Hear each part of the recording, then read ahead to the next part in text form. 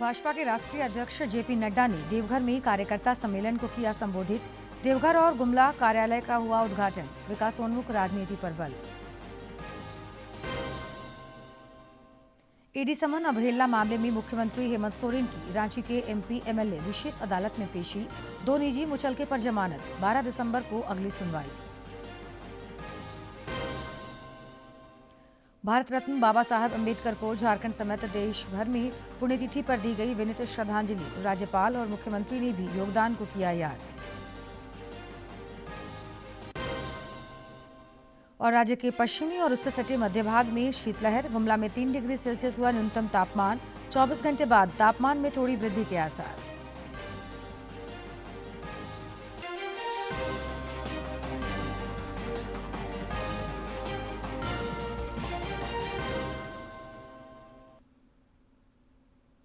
नमस्कार, खबरें झारखंड में आपका स्वागत है। मैं हूं जयलक्ष्मी और अब समाचार विस्तार से। भाजपा के राष्ट्रीय अध्यक्ष और केंद्रीय मंत्री जेपी नड्डा ने आज देवघर में कार्यकर्ता सम्मेलन को संबोधित किया। इस दौरान उन्होंने देवघर जिला कार्यालय का उद्घाटन किया, साथ ही वर्चुअल माध्यम से गुमला जिला कार्यालय का श्री गणेश किया। भाजपा के राष्ट्रीय अध्यक्ष जेपी नड्डा ने देवघर में कार्यकर्ता सम्मेलन को संबोधित करते हुए नेताओं और कार्यकर्ताओं में जोश भरा। उन्होंने कहा कि मौजूदा समय में प्रधानमंत्री नरेंद्र मोदी के नेतृत्व में राजनीति की रिवायत बदली है। तुष्टीकरण और जातिवादी राजनीति के स्थान पर सेवा और विकास की राजनीति को प्राथमिकता दी जा रही है। ये तुष्टीकरण की राजनीति, ये जातिवाद की राजनीति, ये इलाकेवाद की राजनीति, ये भाई भतीजावाद की राजनीति, ये वंशवाद की राजनीति, ये सभी राजनीति कांग्रेस के सामने जन्मी, पनपी और आगे बढ़ी। लेकिन जब प्रधानमंत्री मोदी जी आए तो तब से राजनीति का ढर्रा, रिवायत, संस्कृति, कार्य करने का तरीका बदल डाला। और क्या बदला? अब बन गया भारत की राजनीति रिपोर्ट कार्ड की राजनीति, काम की राजनीति। काम किया है, काम करेंगे, काम के आधार पर जनता का साथ लेंगे और उनका विकास करेंगे। श्री नड्डा ने कांग्रेस पर तीखा प्रहार करते हुए कहा कि पार्टी जनजातीय समाज, उपेक्षा और घुसपैठियों की वकालत करती है। झामुमो पर भी तीखा प्रहार करते हुए उन्होंने राज्य सरकार पर जनता से वादा खिलाफी का आरोप लगाया और चुनावी वायदे याद दिलाए। लेकिन इनसे पूछोगे तो ये घुसपैठियों के तरफदार, घुसपैठियों के वकील बनकर के खड़े होते हैं तो कांग्रेस पार्टी खड़ी होती है। ये आपको याद रखना चाहिए। झारखंड की जनता के साथ विश्वासघात किया है, उन्होंने धोखा दिया है। मैं पूछना चाहूंगा, बोलो 450 रुपए का गैस का सिलेंडर मिल गया क्या? जरा जोर से बोलो, हमको मिला? मैं पूछूंगा, 10 लाख लोगों को रोजगार मिल गया क्या? मैं पूछना चाहता हूं, 15 लाख लोगों को हेल्थ का इंश्योरेंस मिल गया क्या? और मोदी जी का आयुष्मान भारत पहुंचा कि नहीं पहुंचा? इस दौरान श्री नड्डा ने देवघर और गुमला जिला कार्यालय का भी उद्घाटन किया। उन्होंने बताया कि देश के 787 जिला कार्यालयों में से अब 617 बनकर तैयार हो चुके हैं। मॉडर्न फैसिलिटीज के साथ, आधुनिक उपकरणों से सुसज्जित और मॉडर्न तरीके से कार्यालय हम हर जिले में बनाएंगे, इस बात का हमने संकल्प लिया। और उस समय यह तय हुआ कि हम 787 कार्यालयों का निर्माण करेंगे।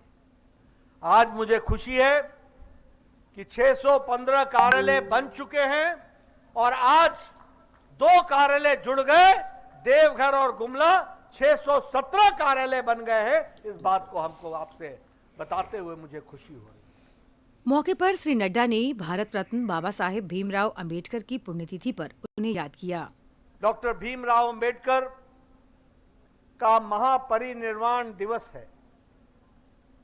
अभी उनको हमने पुष्पांजलि दी और उनको हमने याद किया। वो महान आत्मा जो भारत रत्न से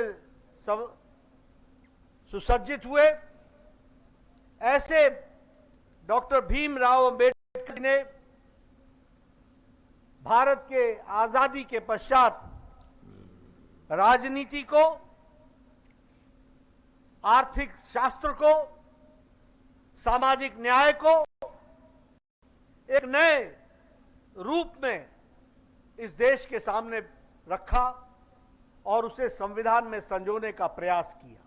कार्यकर्ता सम्मेलन के दौरान पार्टी के प्रदेश अध्यक्ष बाबूलाल मरांडी, कार्यकारी अध्यक्ष आदित्य प्रसाद साहू, केंद्रीय मंत्री सह पार्टी के वरिष्ठ नेत्री अन्नपूर्णा देवी और पूर्व मुख्यमंत्री चंपाई सोरेन समेत कई नेता और बड़ी संख्या में पार्टी कार्यकर्ता मौजूद थे।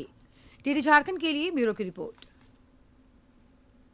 मुख्यमंत्री हेमंत सोरेन ईडी समन अवहेलना मामले में आज रांची स्थित एमपी एमएलए की विशेष अदालत में पेश हुए। 2 निजी मुचलके पर अदालत से उन्हें जमानत मिल गई। मामले की अगली सुनवाई अब 12 दिसंबर को होगी। हालांकि सीएम को इस दौरान सशरीर उपस्थित होना अनिवार्य नहीं होगा।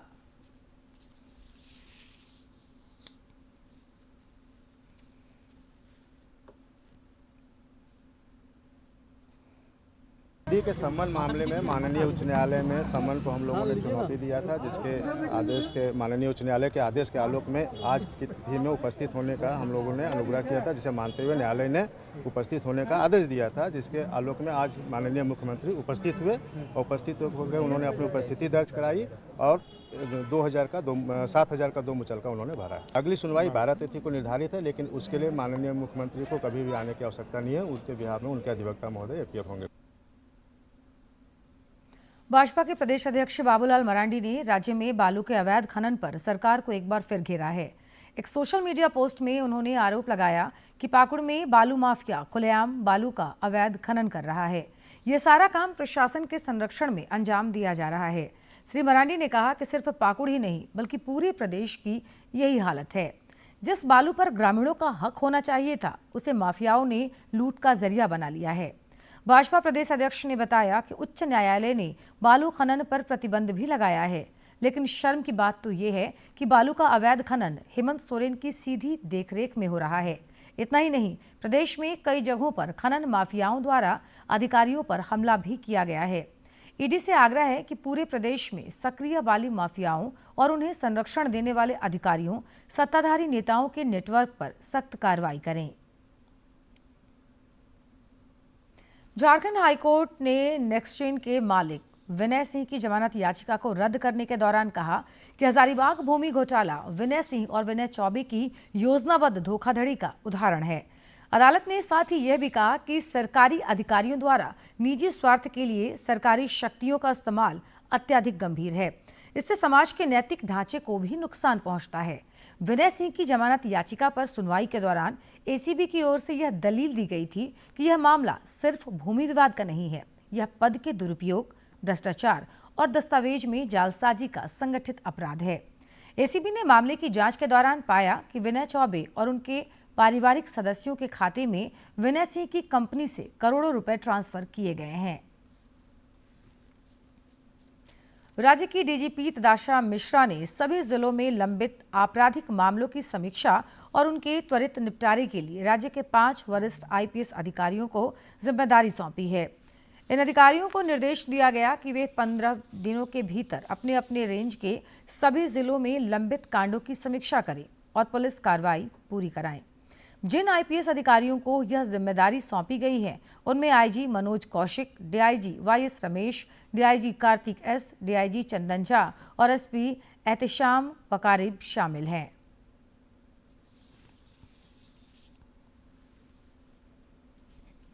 विश्व स्वास्थ्य संगठन और आयुष मंत्रालय द्वारा 17 से 19 दिसंबर तक नई दिल्ली में पारंपरिक चिकित्सा पर द्वारा विश्व स्वास्थ्य संगठन वैश्विक शिखर सम्मेलन का आयोजन होगा। राजधानी रांची में इसे लेकर होम्योपैथिक नैदानिक अनुसंधान इकाई में आयोजित प्रेस वार्ता में डॉक्टर सुनील प्रसाद सिंह ने बताया कि ये सुनिश्चित करने की कोशिश हो रही है कि इस चिकित्सा प्रणाली का लाभ समाज के सभी वर्गों तक पहुंचे। पारंपरिक जन स्वास्थ्य जनजातीय ज्ञान का समन्वय, आदिवासियों की अपनी पारंपरिक उपचार पद्धतियां हैं।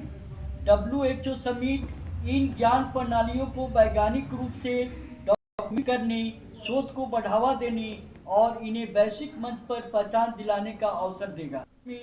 प्रसव पूर्व देखभाल किया जा सकता है होम्योपैथी के द्वारा। एनीमिया नियंत्रण, बाल पोषण, सामान्य संक्रमणों में सुरक्षित उपचार विकल्प उपलब्ध होंगे। भविष्य में रोजगार और प्रशिक्षण के अवसर। WHO समिट के बाद क्षेत्रीय स्तर पर आयुष प्रणालियों के विस्तार से स्वास्थ्य कार्यकर्ता, ग्रामीण health assistant, research field staff के लिए नए अवसर भी उत्पन्न होंगे।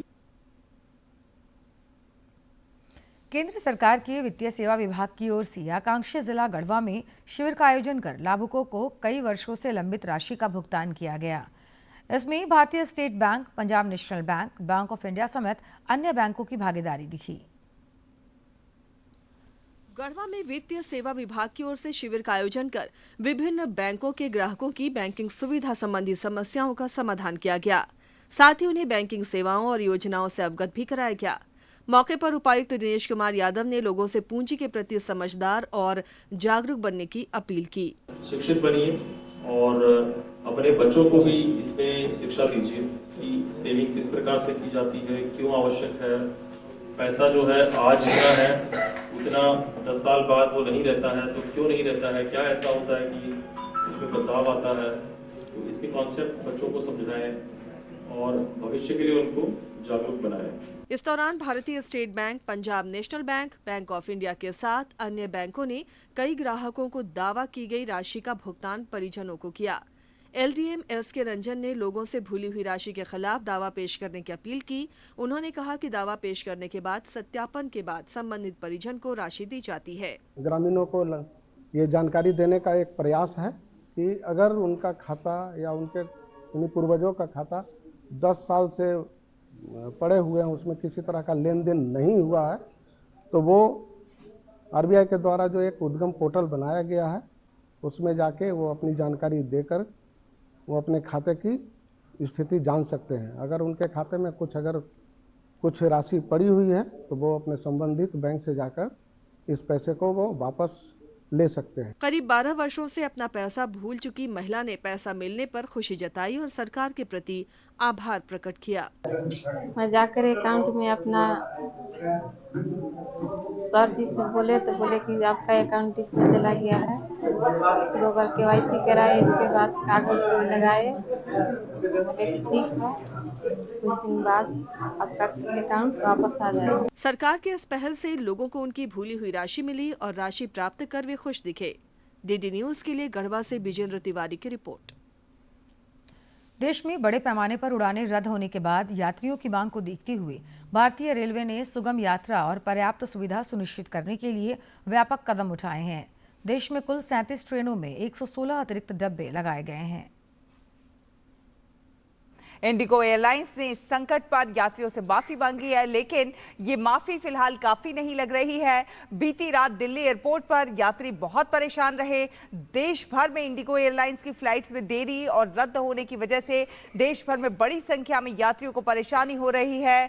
मुंबई, इंदौर, जयपुर समेत कई जगहों पर उड़ानें रद्द होने की वजह से यात्रियों को एयरपोर्ट पर घंटों इंतजार करना पड़ रहा है।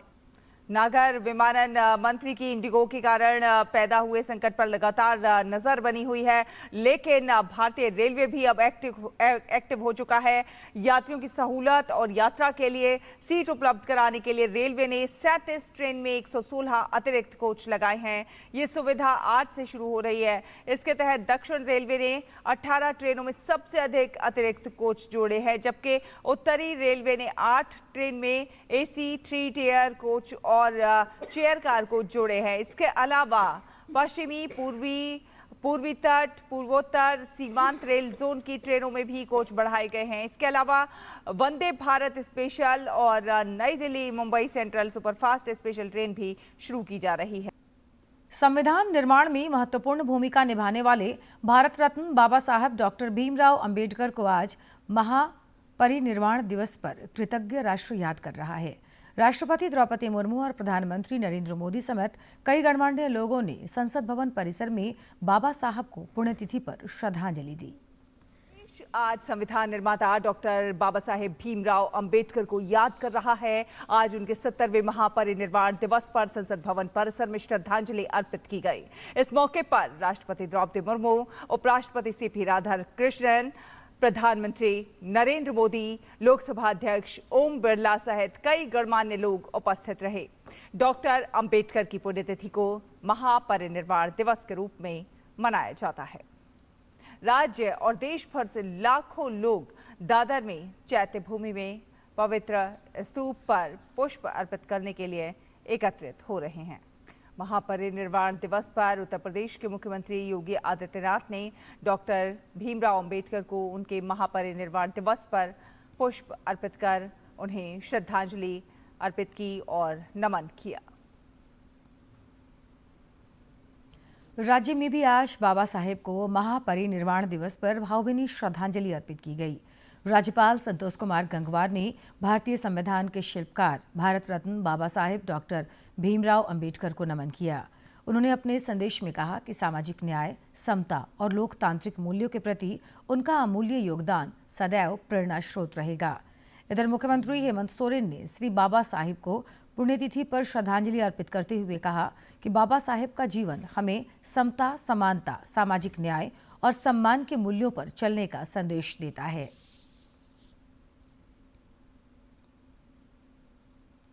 राजधानी रांची के आड्रे हाउस में 3 दिवसीय मेरा टीवी फिल्म फेस्टिवल के दूसरे दिन आज भी विभिन्न फिल्मों की स्क्रीनिंग की जा रही है और बड़ी संख्या में चलचित्र प्रेमी फिल्मों का लुत्फ उठा रहे हैं। रांची के ऐतिहासिक आड्रे हाउस में 3 दिवसीय मेरा टीवी फिल्म फेस्टिवल का आयोजन किया जा रहा है। दूसरे दिन भी विभिन्न भाषाओं में बनी फिल्में दिखाई जा रही हैं। बिहार से आए फिल्म निर्देशक नितिन चंद्रा ने कहा कि इस तरह के आयोजनों से क्षेत्रीय भाषाओं में बनी फिल्मों को बढ़ावा मिला है।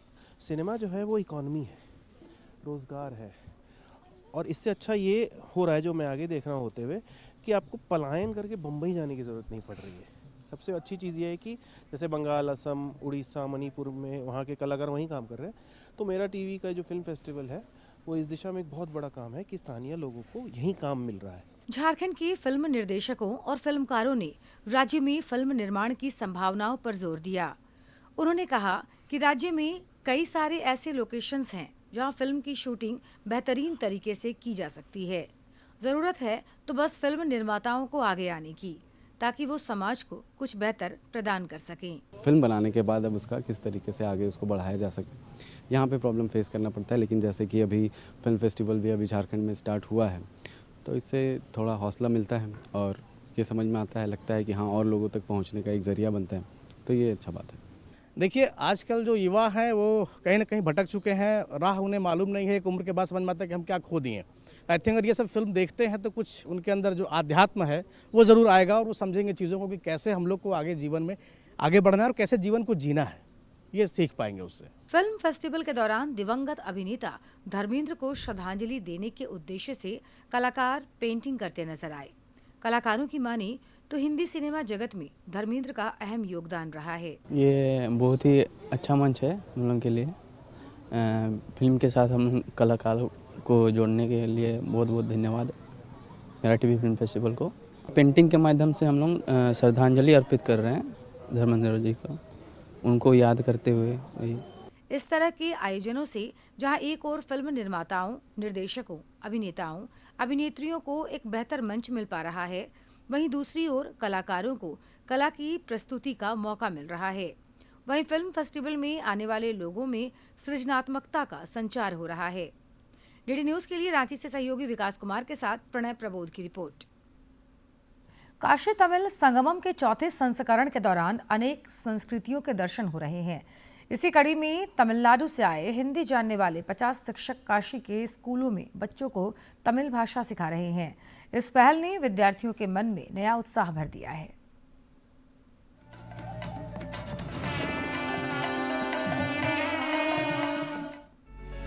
वाराणसी का सेंट्रल हिंदू बॉयज स्कूल।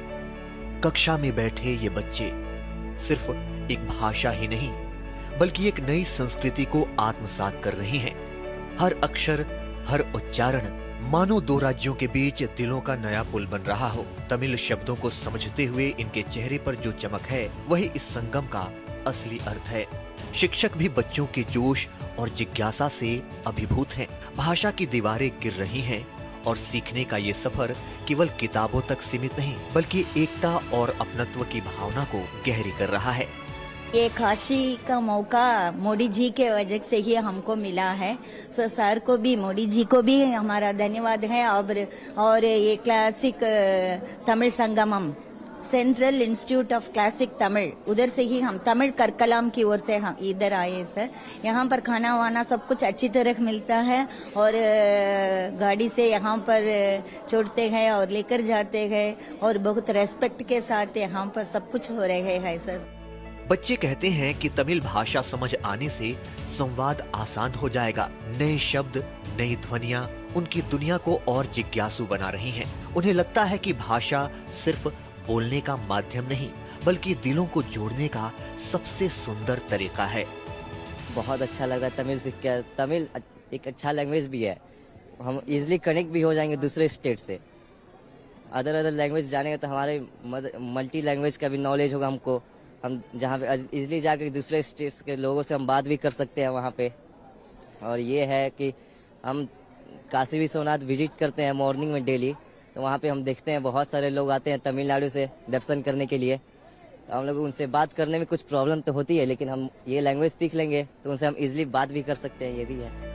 इस बार काशी तमिल संगमम 4.0 की थीम है तमिल करकलाम, यानी आओ तमिल सीखें। ये 50 शिक्षक 15 दिन तक तकरीबन 1500 बच्चों को तमिल भाषा पढ़ाएंगे। काशी और तमिलनाडु, दो सभ्यताएं, दो विरासतें, और इन बच्चों की मुस्कुराहट बताती हैं कि ये संगम आने वाली पीढ़ियों में संस्कृतियों की नई रोशनी जगाने वाली है।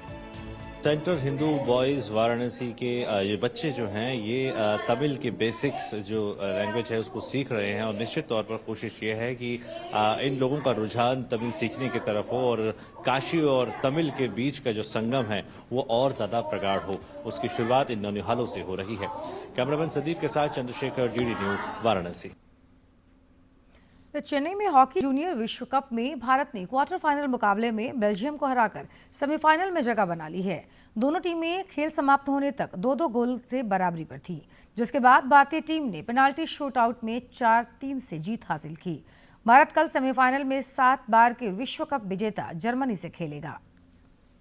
भारतीय टीम ने बेल्जियम को मात दी। निर्धारित समय तक स्कोर 2-2 से बराबर रहने के बाद मैच का फैसला पेनाल्टी शूटआउट में हुआ, जहां भारत ने 4-3 से बाजी मारी।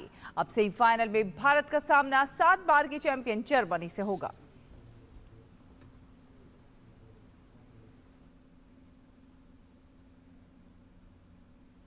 स्वस्थ शरीर के लिए पोषक तत्व जरूरी है।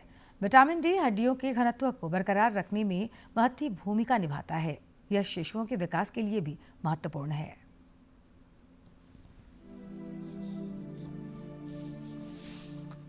विटामिन डी एक महत्वपूर्ण पोषक तत्व है। वैसे तो विटामिन डी की आवश्यकता सभी के स्वास्थ्य के लिए है, लेकिन शिशुओं और छोटे बच्चों में विटामिन डी का विशेष महत्व है। विटामिन डी शिशुओं और बच्चों के स्वस्थ हड्डियों के घनत्व को बनाए रखने में सहायता करता है। विटामिन डी एक ऐसा पोषक तत्व है जो शरीर में कैल्शियम, फास्फोरस, सोडियम और मैग्नीशियम जैसे खनिजों के स्वस्थ संतुलन को बनाए रखने में सहायक होता है। इसके कारण स्वस्थ हड्डियां और मांसपेशियां बनती हैं। विटामिन डी स्वस्थ हड्डियों और मांसपेशियों के कार्य के निर्माण और खनिजीकरण में समर्थन देता है। विटामिन डी की कमी हमारे देश में बहुत ज़्यादा है और ये एक थोड़ी सी चीज़ है जो कि थोड़ा सा आश्चर्यजनक है, क्योंकि हमारे देश में अबंडेंट सनशाइन है और विटामिन डी सनलाइट से मिलता है, लेकिन फिर भी ये बहुत ज़्यादा है क्योंकि शायद ज़्यादातर लोग उतना टाइम धूप में नहीं बिताते हैं। तो माओं के जो दूध में भी विटामिन डी की कमी होती है, इसीलिए ब्रेस्ट फेड बेबीज़ में अक्सर विटामिन डी की कमी हो जाती है। तो इससे हमें ज़रूर बचना चाहिए क्योंकि विटामिन डी हमारे बोन्स के लिए बहुत ज़रूरी है। कैल्शियम को अवशोषित करने के लिए विटामिन डी आवश्यक है। हड्डियों को मजबूत बनाने के लिए विटामिन डी का विशेष महत्व है। साथ ही ये प्रतिरक्षा प्रणाली को मजबूत बनाने में सहायता करता है और मस्तिष्क के स्वास्थ्य के लिए भी उपयोगी है विटामिन डी। विटामिन डी की कमी से कई बारी बच्चों को कैल्शियम की कमी होने से दौरे भी पड़ सकते हैं और बोन्स मजबूत ना होने से उनको रिकेट्स की समस्या हो सकती है। तो खबरों के अंत में एक नजर मुख्य समाचार पर।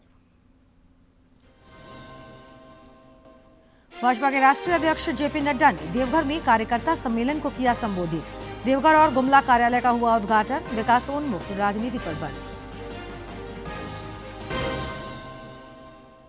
ईडी समन अवहेलना मामले में मुख्यमंत्री हेमंत सोरेन की रांची के एमपी एमएलए विशेष अदालत में पेशी। 2 निजी मुचलके पर जमानत। 12 दिसंबर को अगली सुनवाई। भारत रत्न बाबा साहब अम्बेडकर को झारखंड समेत देश भर में पुण्यतिथि पर दी गई विनीत श्रद्धांजलि। राज्यपाल और मुख्यमंत्री ने भी योगदान को किया याद।